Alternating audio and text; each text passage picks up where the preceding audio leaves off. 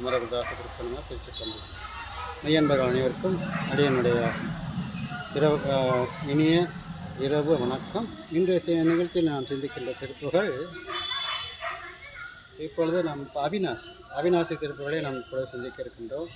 இரவாமல் பிறவாமல் என்னையாச குருவாகி திறமாகி திறமான பெருவாழ்வை தருவாயே.